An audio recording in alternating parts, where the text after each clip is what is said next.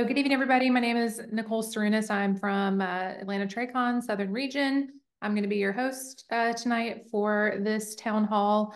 We're going to start off. I'm going to let Nick and Jamal introduce themselves just for those of you who don't know them. So Nick, would you like to start? Absolutely. And for I know it's not a huge crowd tonight, but as these continue, I think the word is spreading, and we appreciate every one of you that takes the time to be here because this is a great thing to be talking about our union and finding ways to move forward.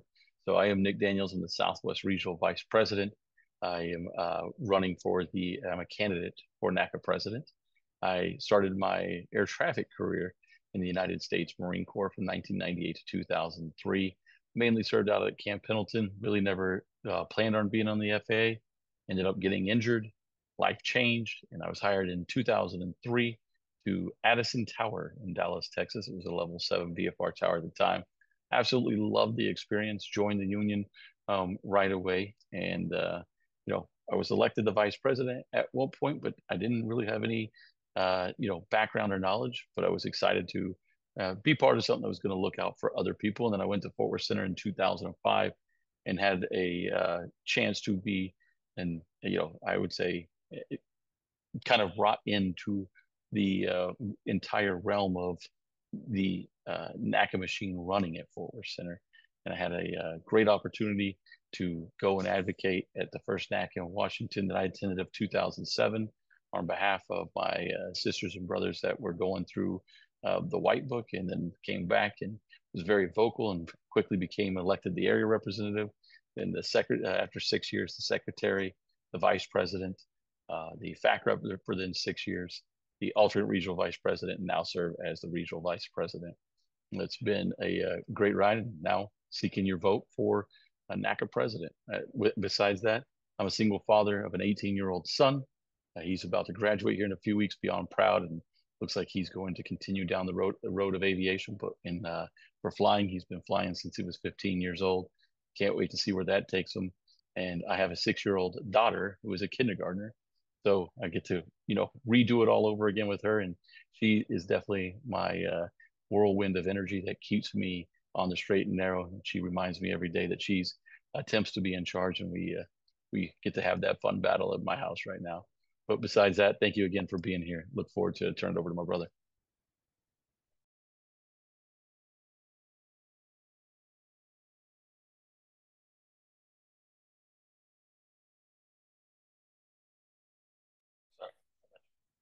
Hello, I'm Jamal-Haltom, NACA's national training rep, currently NACA's national training rep, and I am a candidate for executive vice president of our wonderful union. I am out of Las Vegas Tower, joined the agency in 2007, and before that, I was an air traffic controller in the U.S. Air Force. I worked at a couple contract towers, and then again transitioned into the FAA in 2007 at Las Vegas Tracon. Went on to Tamiami Tower, and then back to Las Vegas and Las Vegas Tower. Served in the FAC rep and secretary role in Las Vegas. Longest time was as the FAC rep from 2012 until 2019, and that's when I became the national training rep. Had the great distinction and privilege of being on the slate book contract negotiating team in 2015 and 2016, and I've served in several other capacities, but union member is the biggest capacity that I serve in very proudly.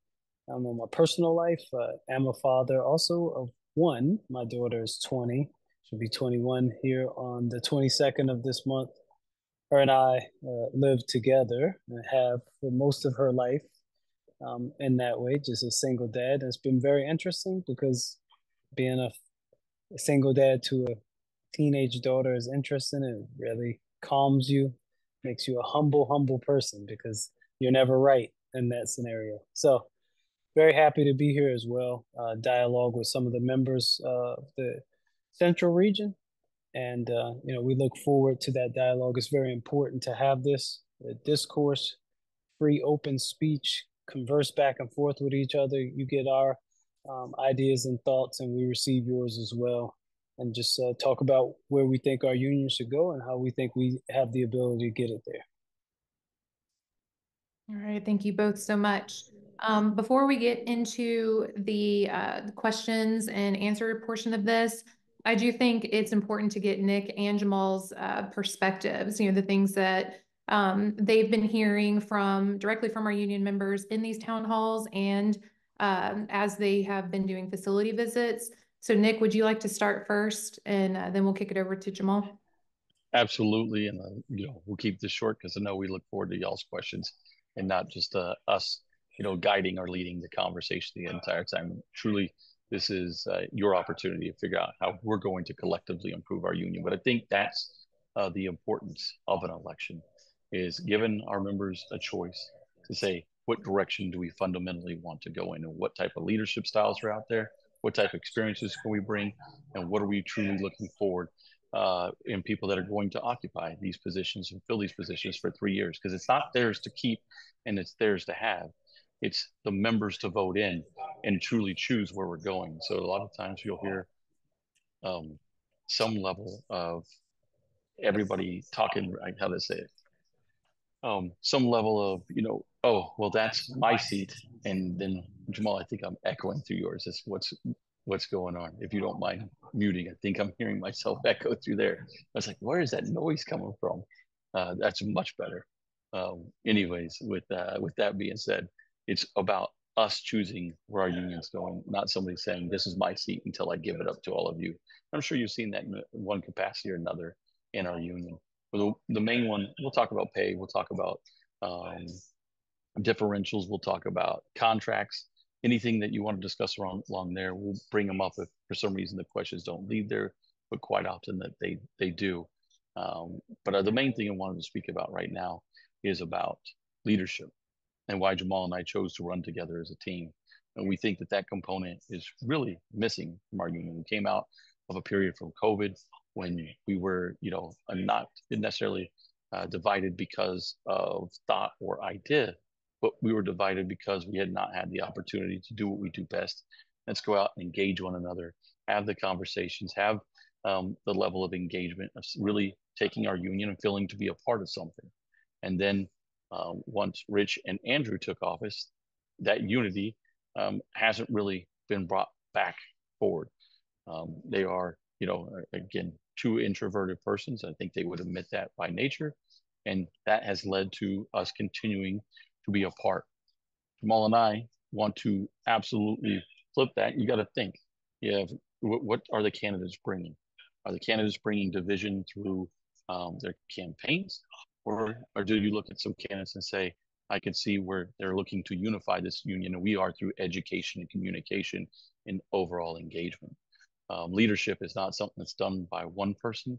It is a team sport by pushing each other, holding each other accountable, and ultimately the trust has to be there to be a team.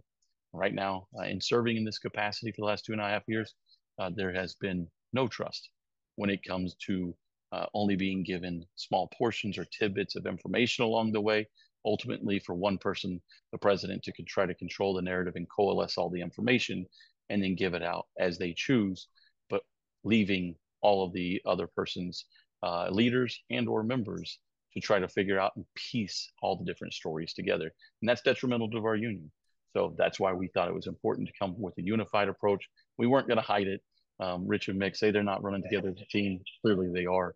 We wanted to let you know that Jamal and I's visions align. We do disagree in certain areas, but two leaders should be able to work through those and ultimately their styles complement one another for the benefit of the membership. So Jamal? Yeah, so, very similar in thought, but wanting to just really bring a level of positivity and energy to our union. Don't necessarily need to say back, but just to our union. We know what it looks like. We know what it feels like when it's operating at its highest level. And I think our membership deserves that. COVID affected us as a union like it affected the rest of the world. And, I don't want to be slow in the process of getting back. I want us to have energy. I want us to have faith in this union. I want us to display togetherness and be a union that we can all be proud of, that each and every member feels that their voice is heard, where they feel that their leadership is aligned, that their leadership is providing that energy, that they can trust their leadership, they can approach their leadership, that their leadership wants to approach them, that they want to be around. And we want to have that family effort, because as we strengthen, as we galvanize again, we get stronger and we lead ourselves to places we never thought we could possibly go. You know, we do have fights ahead of us. We do have a desire to increase our pay, to increase our working conditions and compensation overall. And that's going to take us all going in the same direction and having faith in that leadership, doing our part, whatever that part may be. If that part for us is just to do our day-to-day job in vector airplanes, or be a Region X engineer, or a staff support specialist, to do that with the emphasis that I'm doing it as a member of the union, and ultimately it's going to lead us all to a collective place that we want to be in. That seems to be missing. I feel it's missing. I don't feel that level of togetherness from the union. I've been a part of the union since I could be. I've served in several roles. And one of the roles that I'm very proud of is being a rep training instructor. And at rep training, we talk about misinformation or the lack of information being filled. And, you know, when you go in the break rooms now, you know the feeling. You hear the energy or the lack thereof, the distrust in the union. I want that to go away. And I feel that myself and Nick, along with our team, when you see Team NDJH, it's not just us two people. It's a bunch of us that feel the same way, that have a desire to see this union operate at its highest level so we can serve our members in the way they deserve to be served. They give a percentage of their salary to this union. They should have direction, and they should provide direction, and we should follow it. And that's why we're here. All right. Thank you both so much for your perspectives. We're going to go into the Q&A portion of this. So just a few housekeeping items first. If you want to ask Nick and Jamal a question, you can use the raise the hand feature down at the bottom of the Zoom window there, or you can type something into the chat. We do want to tell you guys that nothing is off the table. Like Nick said, earlier, whatever questions you guys have, we want to hear it. We want to be able to answer those and get you guys the answers that you need. Also, it's not just about like asking questions. We do want to encourage you guys to share if you have concerns or if you have ideas, anything along those lines. Please, feel free to share that information. I'll have to unmute you if you raise your hand if you do want to talk directly instead of putting anything in the chat. I'll have to unmute you, but just know that if you mute yourself again and you do want to follow up after they answer your question, I'll have to unmute you again. So just put your hand back up, or most of the time we're on top of it. So if you guys have any questions, we can wait a minute or two, maybe let Nick and Jamal talk again about some things that we have been hearing in the other town halls. So you guys can, kind of prep your questions that way. Or just raise your hands and, they can stop and we'll go right to Daniel because his hand's up. So Daniel, I'm muting you now. Hey, thanks for that. So over the weekend, we got a video from Team NDJH that featured Brad Davidson from Region X. What part of that video does anybody within the team feels is going to unite NACA? Because quite frankly, it really put a lot of doubt in the direction that I think that this particular team is going to go once things settled. Like I can't imagine a more divisive message than the video that was put out on Saturday. So maybe somebody can speak to that. Yeah, I'll speak to it. How you doing? First of all, Daniel, thank you for joining the town hall. I almost would imagine that means you haven't seen any of the other videos from either party. If that's the case, that was the divisive video. That was a veteran RVP, a member of this union, an engineer, a very respected party that thought that it was his responsibility, not requested by us, but thought that it was his responsibility to tell union members what's been going on behind the scenes as it relates to the union. from his point of view. He has a point of view and should be able to share his point of view like anyone else. It's very imperative when you go through a campaign, members are going to believe that what either party says about one another is he said, she said, or geared only in trying to win a position. Members need to hear from other people that are close to the situation. It's unfortunate, I guess, from your perspective, that what was said was not appeasing or appealing as it related to Rich, but that was Brad's true assessment of what he's dealt with. And hiding from the truth is not how we bring the union together. In fact, telling the truth is how we bring the union together. If something's fractured, you don't have to lie. That's what we saw in the Trump administration, where after the administration was over, several parties, generals, leaders in his cabinet would say that there was a problem and they wish they would have said something before. So that was Brad taking the opportunity respectfully to say, this is going on and I need the members to know. So I'm sorry that you received that as divisive. That's not our intention to be divisive by any means. And I'm most incredibly sorry that you think that's the most divisive thing you've seen in this entire campaign, because we've been attacked quite frequently. And, you know, you live with it because when you put yourself up for these positions, you have to be willing to deal with the scrutiny that comes with that. It's very unfortunate. Sometimes it hurts, but people's truths are their truths. And again, I believe Brad to be a respected person that was measured in what he said and wanted the membership of this union to know that as a person on the NEB, he had lost trust and faith in the current president. Well, can I just clarify that I don't think that that's the most divisive thing that's been said. And I guess, are we fighting for the bottom? Is it the here, like that side of the ticket decides that they're going to be divisive, so that this side of the ticket decides that they're going to be even more divisive? Like, if we're going for the bottom, you guys are there, like both sides of it, not just your team, not just their team. You guys couldn't make me more disappointed in representing NACA than you have during the course of your campaigns, both parties. So I'm not just attacking you. It's just that you happen to be on after that came out. And I haven't seen a town hall where I've been invited to for the other side, or else I would vent this as well. It's been very disappointing.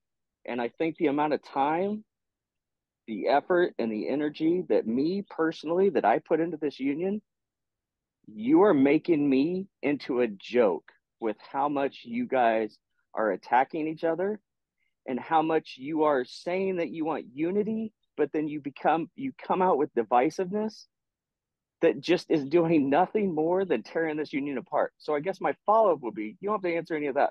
My follow-up would be is, if you are elected, how are you going to bring this union together? You preach unity. How are you going to do it when you've divided it for the last 6 months? Daniel, I'll start with the fact that if you're feeling that, right, from these messages and from a campaign, we have to question, what do we ultimately believe from the beginning, right? If you're believing there's everything is perfect and everything is good, well, then you would want to stay going in the direction that it currently is. But you have a group of individuals, actually hundreds, if not thousands, that are saying, we don't believe in the directions it's going. And it can't just be happy words of, let's all, unite and march down the road together. There needs to be some clarification of what issues exist. If the baby's ugly, sometimes you have to call the baby ugly. You don't get to sit back and just say, well, it's just, it's a baby at least. So we should make believe that it's cute. And I'm saying that to help understand. This isn't about dividing. This is about telling a truth. This is about explaining what's going on. We have to have our voices of union members, and it is okay to voice displeasure. We've heard everything from Article 114s say, I can't say anything because I'm afraid I'll get removed for being against Rich in any type of way. I've been told I can't wear a wristband the now coveted wristbands that are out there because of the latest Mick Devine video, that they can't say anything because they believe they'll be removed from their position or never given another opportunity. That is suppressing our members' voice, and that is using your positions to fear and intimidate others. And that's what we're speaking against. When a candidate or when the current president says to Daniels-Haltom that if Nick Daniels is to run for the position of president, that he's going to have to tell about his entire life. He's going to have to, campaigns get messy. I don't remember the exact phrase, but it was pretty much to the point of, will tear apart Nick's personal life if he's to run for president. And then Joel Ortiz, it was said by Rich, if Jamal is to run with Nick, he will be removed as the training representative if he doesn't win. These are realities. These aren't things to divide. These are things that people need to know, because that's the direction our union's heading. And it is disappointing, Daniel. It is depressing. I've sat on this NEB for 2.5 years and watched the lies, watched the manipulation, and somebody has to call to question. So how do we unify? It's by sitting down and having these honest conversations. It's by going to 150 facilities and engaging the members about the questions, the rumors, the rhetoric, and sitting out there, not watching that, Article 114s are bashed on, Reddit or blogs or everywhere else, some anonymous forum, or that consultants and what Rinaldi LLC is doing and people's pay being put up, for everyone to see. Why aren't we leaning into those things and having the discussion about them instead of letting the mistruths lie? You can't chase after every false narrative, but if there's something that's clearly in the water that our union should be talking about, it takes leaders to get out there and do that. It takes leaders that are willing to be out there in front of the people and have those conversations and not just say a word salad at the end of it and everyone look around and not really feel like they got an answer. That's something that Jamal and I are absolutely willing to bring to the table. It's the only way that we unite in Hill. And it's about, if we come out on the other side of this campaign and people don't believe in the direction that we're going, they'll have picked where they want their union to go. But it won't be because just one person was able to sling mud than the other. That's been something that we've been very cognizant of the entire time, but we're also not going to suppress the voice of Brad Davidson or anyone else that feels like the membership needs to know a message. Daniel, I did ask to unmute you again if you did want to follow up with that since your hand's still up, or are you good there?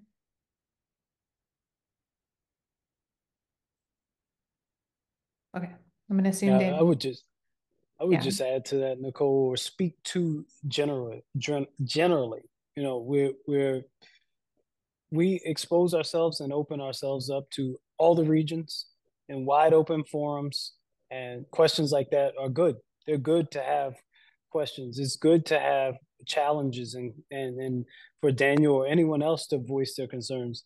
The fairly low turnout from this region, to me, indicates, partly the issues that we have as it relates to our union and a lack of a cohesive message.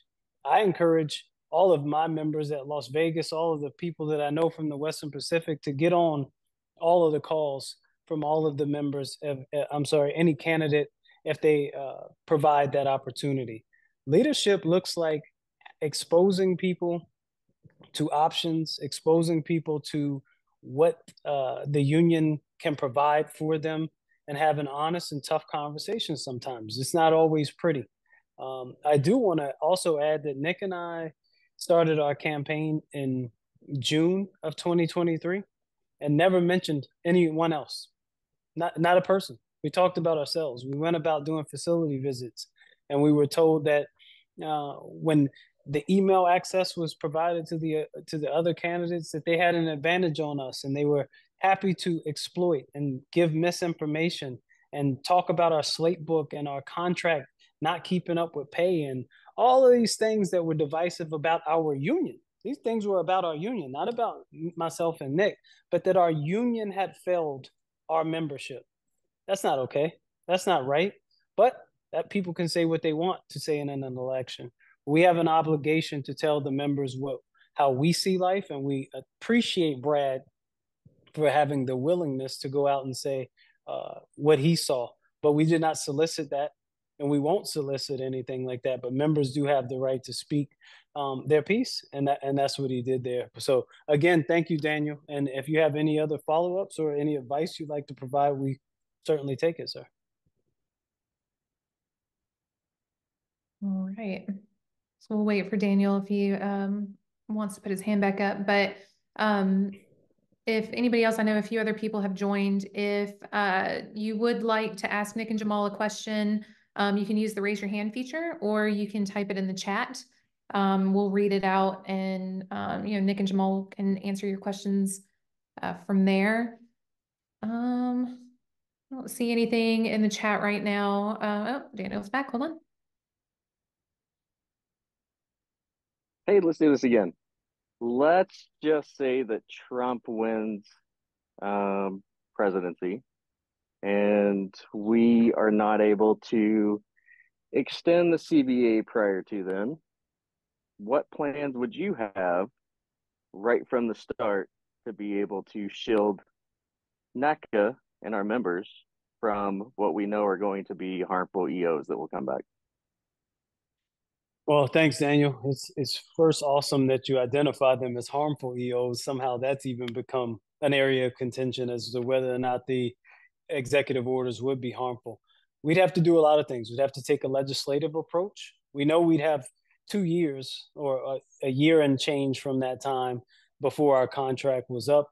And we'd have to take a legislative approach, looking for any avenues that we could, legal wrangling. We'd have to use LR legislation and all other means to try to find a way to insulate ourselves from what are clear draconian attacks on federal labor.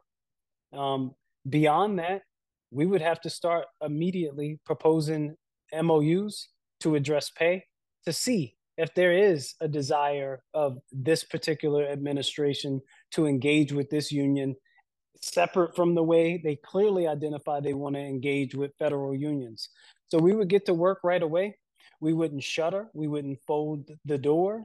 I mean, we wouldn't slam the door or fold the tent. We would work hard to try all means to protect the union. But those executive orders are very, very crippling to federal unions.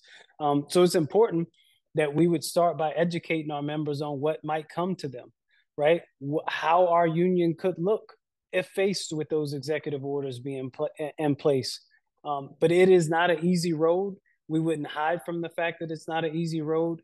But again, I would start back at the beginning. We'd have to have a legislative approach. We'd have to have an LR approach and do everything we could to try to defeat those executive orders. And it also has to be tied to educating our membership. And the only thing I'll add to that, Daniel, again, appreciate the engagement. Daniel, it means a lot to be able to kick these off and have these questions. This is how we become better. But the other part of that is we would need immediately, Jamal and myself, we would organize getting together with the Trump campaign team, not only their campaign team, their transition team, as well as engaging with their cabinet, their different selections for, if they were to remove the administrator or anything like that. That's where we would have to go and attack on that front as well. Is Paul and Trish were invited many times to the White House when Trump was in office. He did want to engage with the air traffic controllers. A big part of that was he was anti-federal employee. And I think a lot of that, he didn't realize we were federal employee until the executive orders and other talk, had come forward. So we do have an opportunity to work directly with him and any administrator that's in office, as well as Jamal said. So you have to attack on all fronts when that is, and we would do everything because it is imperative to protect this union and its collective rights, not let it all burn down and try to rise from the ashes again later on and see how long that takes. Because we've seen that approach before, in wars and other unions, and it never looks the same when it comes back.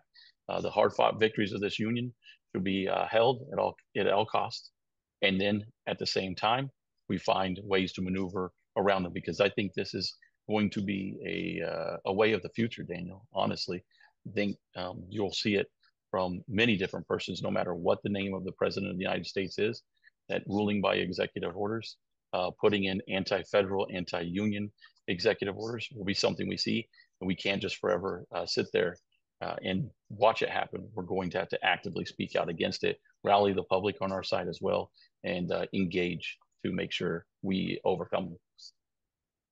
One other thing to add to that is it would be an opportunity to get our membership to understand that we're part of a larger overall labor force, to join other unions collectively and trying to beat back those executive orders.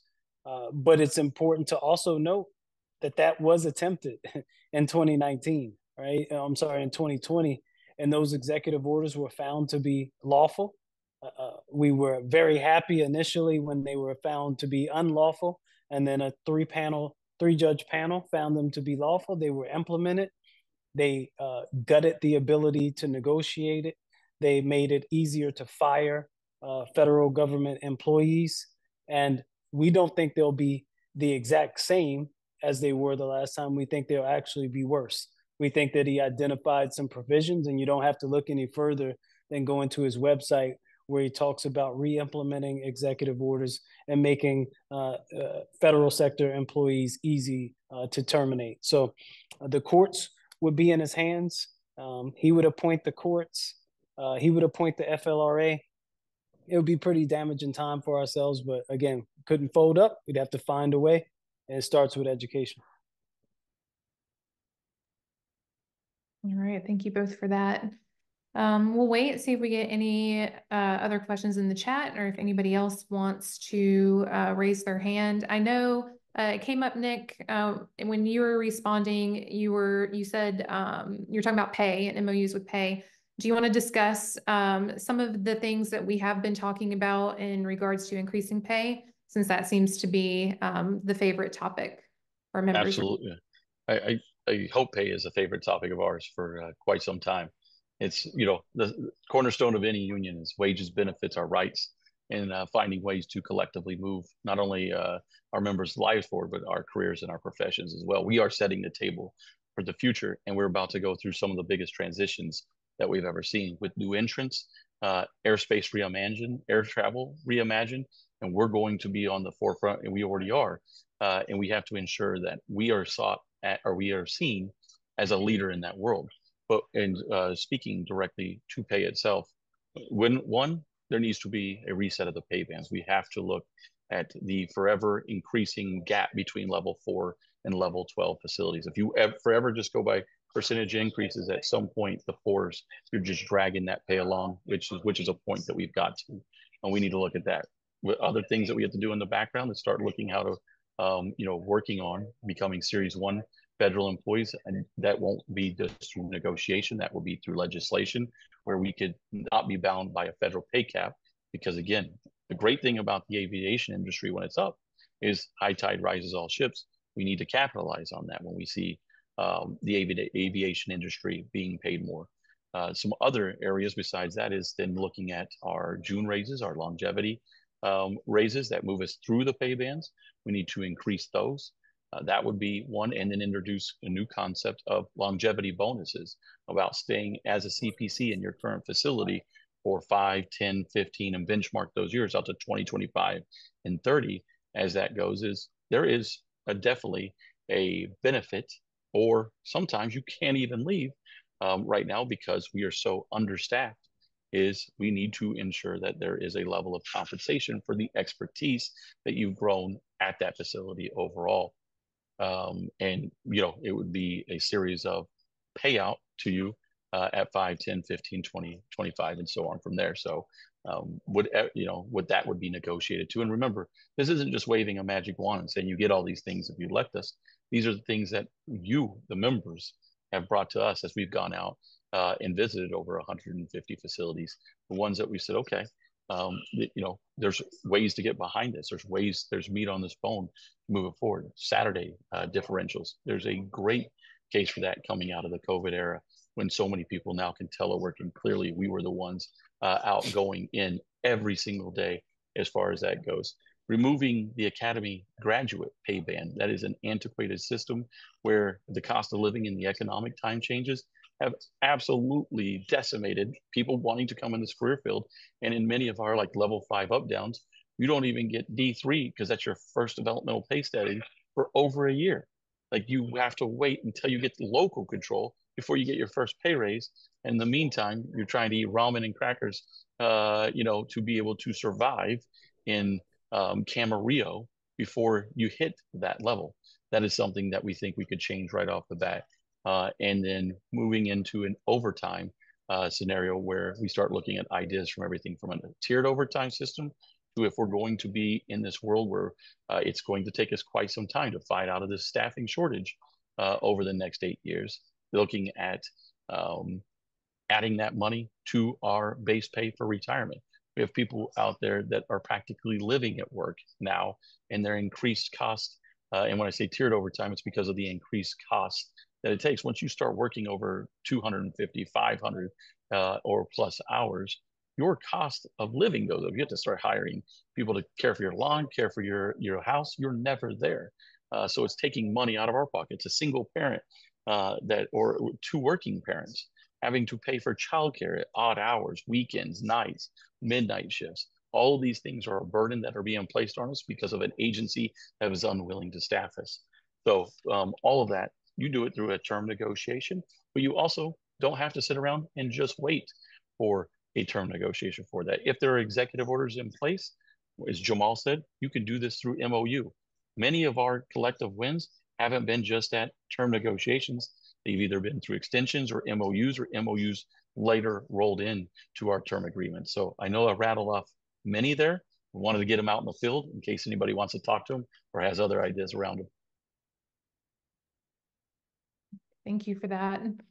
I'm not seeing any questions in the chat here either. So I'm actually, there's Sarah. Let me unmute you really quick. She's got her, you should be good to go now, Sarah. Thank you. Hey guys, how are you doing? Great. How are you? Good, thanks. So from a committee chair standpoint, I've been in this role now for a few years. It's been challenging a little bit as far as understanding the relationship with the liaisons, leaning on each other as committees. There's a lot of us in the mental health era, the drug and alcohol, EAP, SISM, OWCP, all these other committees. But we don't seem to really be working together. And at times, the committees tend to feel like an afterthought to the NEB. So I guess my question that I'm getting to is, how would you engage the committees in a way that we would feel like we're actually listened to and utilized maybe in a more proficient manner? Well, I'll jump in, as this has been near and dear to my heart, and I'm so glad you asked it, Sarah, is do not understand this concept that every committee needs a RVP liaison. One of the things that I think has been an absolute failure by Rich in leading this NEB is we create new committees and then just assign RVPs, and we don't really talk to those committees. We just expect the RVP to relay all the information. When you're out there electing committee chairs or leads or co-chairs, and we have no connectivity and no discussion. And quite often the outbriefing from the liaison is, oh, that's what they said. When we ask a question like, well, what does it mean? Why would the SISM committee want to do that? Like, I don't know. This was just a request. That's a failure on our part, because of course an RVP on top of all the regular duties is not going to be able to then be, you don't need an NEB translator. We're a union. What you need is either somebody out there for certain committees that need a level of assistance or maybe experience or expertise. Maybe Alex Navarro plays that as a role, or somebody else. Aaron Merrick on the ITC committee. He and I sit on that. Jason Doss is the chair of it. He could absolutely speak directly to the NEB. And the way we would do that is, one, we take them out off the committees, allow the committees to operate and function. And every other NEB meeting, we could meet with a series of committees and make sure that we know where you're at, where you're going, and what support you need. There's Zoom. You can bring the committee chair to the meeting. And I think if we got to envision it right now, but of course we would work with the NEB, is in one meeting, it would be your legislative chair and co-chair. It would be your national training chair, it would be your national safety rep, and an LR rep. In that meeting, NEB work issues together, and then all go out with a mission of what we're looking for, where we're going. And in the next meeting, those four would stay back, and we would bring in a series of committee chairs. They would be part of one of the day of the NEB meetings, and we would go through where you're at, what you need, and how we can work together. And like you said, if we have ones that overlap, what better time than bring them all in together, have the conversations we need to have, and function from there. But I don't believe everyone needs an RVP liaison, because I can promise you, they're not even talking to each other, because there's no direction for it. And by the way, Sarah, if you have ideas about that, since you live in that world, that's the part that we want to hear the most. So if we're not the haver of all good ideas. That's the beauty of talking to the members. So feel free to shoot us, talk to us about it here. Anything that you want or need, we would absolutely entertain ways to make our either committees more effective or have a larger reach in productivity and effectiveness. Not that they're not effective now. We just, as you indicated, we know that can grow, because we don't really have a direction set with our union. We're just kind of existing. I appreciate that. Yeah, there's been lots of ideas kind of off and on, but it really hasn't had the space to be talked about. So absolutely. Thank you.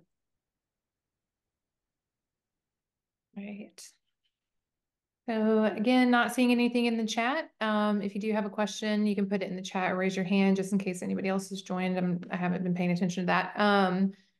But I would, and I'm actually surprised Daniel didn't bring this up. I want to kick it to Jamal to talk about, their vision for employee movement, academy grad placements, all things surrounding that. Jamal?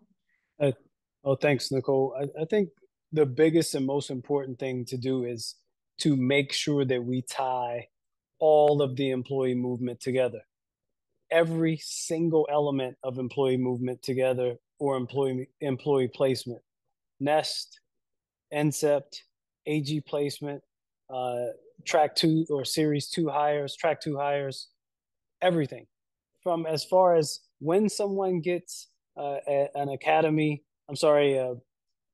selected on a NCEPT panel, having the agency and NACA work to schedule the classes that they're going to need to take. We just got an email today about a person that is washed out of the en route world and is going to Camarillo Tower, and they don't have a class for 7 months. That has to stop. We have to be efficient and effective in how we move people around the system so that the system can grow. We have to tie our NEST to our NCEPT, to our AG placement, things like realizing what facilities are being picked the most for AG placement out of the academy, and then taking those places off of the list making the ones who aren't being selected available in the NEST. Utilize all of those parameters. Having an NCEPT panel where you start with your level 8 and 9 facilities, and you announce it as such. This panel is going to have 8 and 9 facilities selected first. We continually follow the same model over and over and say, we're going to put people in our highest priority facilities. Well, we're not utilizing the option of, how about sometimes people want to go from an area, someone wants to go to Chicago and they're at a level 5 tower, but they want to go to Midway. It's more difficult to get the Midway than it is to O'Hare, so they bid O'Hare and reach for where they should have actually gone. Start with 8s and 9s, tie those things together. It doesn't mean every NCEP has to be that way. Maybe every other NCEP. Pumping the number up for our 8s and 9s, knowing that our 8s and 9s, and particularly the up-downs, have a much longer training time than do our 4s through 7s. And putting more bodies in those facilities, because we know we're going to have some attrition, and actually giving them an opportunity when they are successful for those facilities to participate in the NCEP. Had a call from a member at San Antonio Tower that said he's resigned himself that they're never going to be able to participate in the NCEP, and he doesn't know what to do. He doesn't want to go into management, so he's refusing to do that. He's resigned that he's just stuck at San Antonio Tower. San Antonio's a 9. It's a great place to live. How come we can't get people to those places? So maybe we're going to have to use incentives. Looking at all means and ways to move people around to fit the needs. We know we're going to do max hiring. What does max hiring do? Max hiring's been actually done previously. We had max hiring in 2016, 17, 18, and it was going that direction. I'm sorry, in 19 was going that way direction in 2020, and then we ran into COVID. So max hiring is not enough. It's about directive placements, being wise. Also, one of the things we can do is bring back swaps. Look at swaps for like type facilities and find out, whether if you're at an en route facility, Nick talks about this all the time, you're at an en route facility and you're a CPC. I'm at a higher staff facility than you are. I go first. I get 3/4 of the way, and then you can come to replace me, right?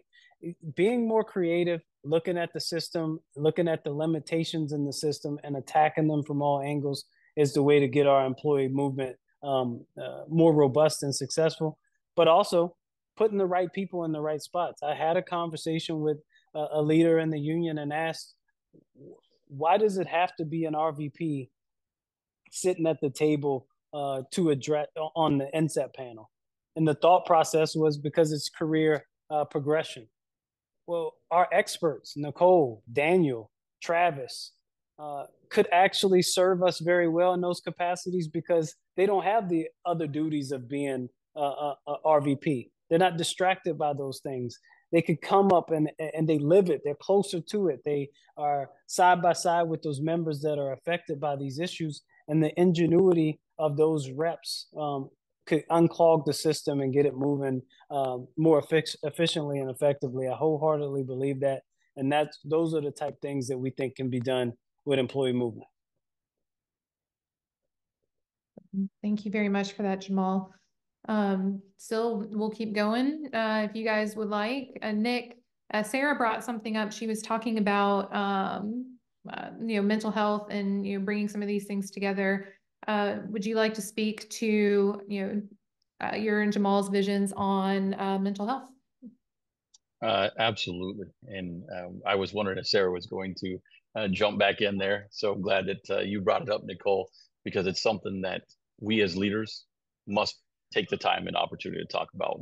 I've said it before. I know for our team, it's a bit of an old story in old news, but I just want you to understand the serious nature that it is, how much it not only impacts our members' lives, our career, our profession. When you ask somebody, when you tell them you're an air traffic controller, they say, man, it's really stressful, isn't it?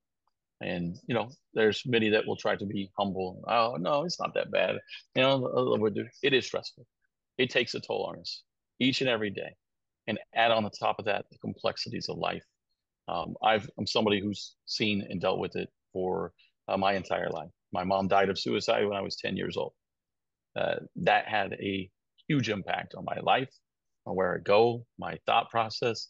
Ultimately, a new part of my calling was to then help others, to go out and advocate on behalf of others, look out and take care of other people. Because honestly, being a older brother at that point, 10 years old, and my brother that was 5, and my dad worked midnight shifts, a lot of things were left up to me to run. At 10 years old, I grew up very quickly in that realm. And then when my stepmother passed away, 30 years later, my dad had got remarried. She passed. My dad suffered from mental health issues, and seeing the impact and dramatic effects with him is we can't just talk about it anymore. It can't just be awareness. Awareness is important. It's important for leaders to speak about it, because otherwise it hides in the deep, dark corners and is never brought out except in the rare occasion. And unfortunately, you can't say a rare occasion anymore. On the frequent occasion that somebody in your facility or in a different facility has lost their life due to suicide. So when we get beyond awareness and start going into prevention, that's something that Jamal and I want to do, and we want to take immediate action on it. One of the things that we want to do is start codifying things in a collective bargaining agreement to get the agency to recognize it, just like we did with fatigue. Fatigue is real. We're battling it right now, and there's an entire group and panel we were imposed on about it, and we're having to put that back in the box. But when you talk about mental health, we're worried about our careers because the flight surgeons control everything. We need to, 1, engage the flight surgeons, but 2, as I stated, codify into our contract. We want to start with proposing at least one day. For a 1 to 2 hour period of time in a pay period that it's optional for you to go out and seek counseling through EAP or the appropriate provisions. Just like we have the ability to go and take excused absence to donate blood or platelets. When that becomes a norm, we start saying it's important. Maybe one person uses it and it helps them. 5,000 use it and it still prevents 1 to 2 people, from the thoughts of taking their own life and making a permanent, or taking a temporary problem and ultimately coming up with a permanent solution that is, not just impacts them, but everyone around them. So it's efforts like that are going to have to happen. And it would absolutely, Jamal and I don't have all of the answers when it comes to it. No one does, or it would be solved. But what is important is that we're going to begin speaking about it and bringing in the experts in our union, Sarah, Mike Napolitano, so many others, and say, what actions do we need to take? And what do we need to push the agency on? Because we need in labor, right? What better than the air traffic controllers to go out and push for labor to make mental health an actual reality of it being discussed, instead of it just being something that we don't know really how to affect. Somebody has to be bold, and we want to be the ones that are bold and take that movement for all of labor, not just air traffic. All right, thank you for that, Nick. I'm not seeing any other hands raised. I'm not seeing any questions in the chat. So Jamal, would you like to go ahead and say your closing remarks? Sure. These are things that we have to do more frequently. This is something that we definitely want to do when elected, is have town halls, engage with the membership. One of the things that is perplexing to me is that we have 10 regions and they might get 10 different messages. We need a coherent message for our membership. There needs to be far less division. There needs to be far more concerted efforts to ensure that everybody's getting the same information and that our membership has the ability to be engaged and know the direction of this union. Standing for something and sometimes against something has to be what we're doing collectively. That's how we get our union moving in the right direction again. That's how we show solidarity and strength. Unfortunately, we do have to do it with elections, and elections aren't always pretty. But on the other side of an election is an opportunity. During an election is an opportunity, but most certainly on the other side of an election is an opportunity to rebrand ourselves. This union has served us all extremely well. Everybody on this call, I think, has a desire to serve this union and a belief and faith in this union. And we need each and every one of us to be part of getting ourselves restored. I have faith in all of you. I ask that you have faith in me and belief in the work that I'm willing to do, the time that I'm willing to put into this. I'm at a place in my life. Like I said, I have an adult daughter, and that's about it. I'm at a place in my life where I can dedicate almost all of my time to it, and I'm willing to because it means that much to me. This union has, as I said, done great for me, and I want to give back to that, and I appreciate each and every person that's willing to support us. And even for those that don't, at the end of the day, we're NACA, and win, lose, or draw, I'll be there to support you. I'll dive in and start with an example that I gave today, right? Is we were talking to a group, and you start talking about if your union was a rowing team and you're rowing down and then you got an entire team rowing in one direction, and then one person jumps out because we'll take Daniel, I'll use you for example. You're a leader, and man, I just can't do it anymore. So what I want, and somebody jumps out, and I'm not in any way insinuating Daniel's going to jump out of the union or anything like that, but there's frustration that's out there, and then somebody else jumps out, and another person jumps out. The boat keeps rowing, it keeps moving, it keeps going in a direction, but ultimately it starts putting more and more strain and pressure on everyone else. They stop moving as fast, they start slowing down, and that impact will be felt by everyone. That's something that we cannot continue to be a part of, because there is a high level of frustration. There's a high level of frustration from myself, Jamal, and so many others in the direction that we're going. And this is the time to change it. Using your voice, using your ideas, because staying status quo and just looking at somebody and saying, you know what, well, maybe if we all just rallied and cheered for each other more, it would get better. It won't. We have to be able to be willing to call it to question when there's an issue. I wanted to be the Southwest Regional Vice President.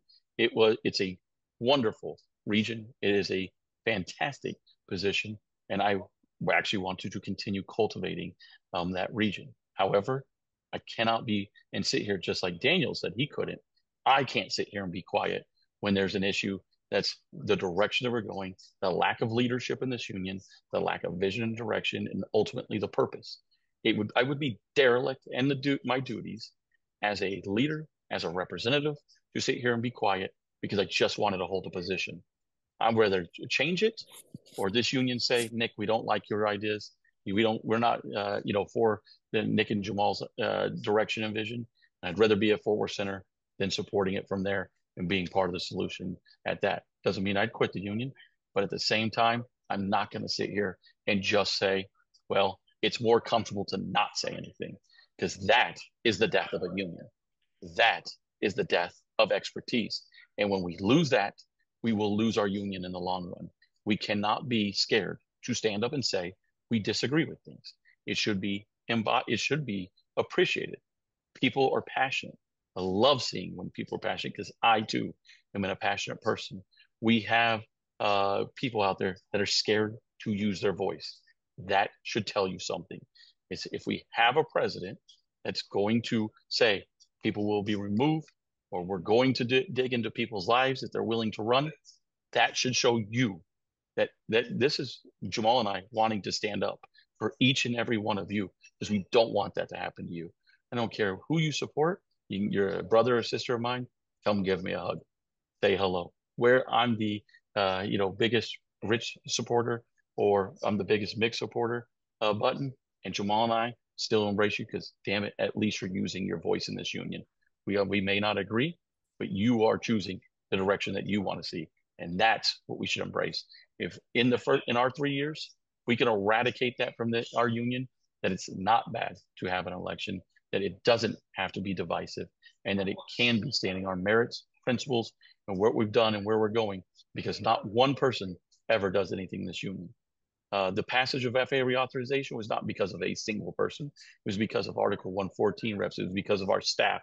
It was because of the members at NAC in Washington standing up on the Hill and cheering or championing that process along and making sure that the education happened. If one person is claiming victory, that should show you where we're going and the problems that lie ahead. So with that, it's time to bring on a new era. It's time to bring on an era where if Jamal and I are elected, that we can reunite, as was discussed earlier, have these forums, stop having to use Reddit, stop having to use point65.com as our sources of information, get back to being what we do best, and that's communicate, educate, and engage. So appreciate your time, and I truly appreciate every single person that took the time to be here. Yes, thank you, everybody, for joining us tonight. I do want to say ballots are going to go out June 3rd. They are due back by July 30th, so we're asking everybody to have them in the mail by July 15th, just to make sure that the ballots are received in time. If you want to help with Team NDJH's campaign, Christy's been posting our socials over in the chat there, or you can go to our website, teamndjh.com. There's volunteer forms there. And also, we would love everybody to check your address in the NACA portal. Make sure that your address is up to date at your facilities as well. Talk to your friends, talk to your coworkers. Make sure that everybody's addresses are up to date, because they're not going to get their ballot if they're not. So we just have a few weeks to make sure that gets done before ballots start going out. And yes, that's it. If anybody has any other questions for us, just let us know. Again, reach out on the socials. You can reach out to us individually, reach out on the website, whatever you guys like. But with that, tell everybody to have a good night, and we'll end it there.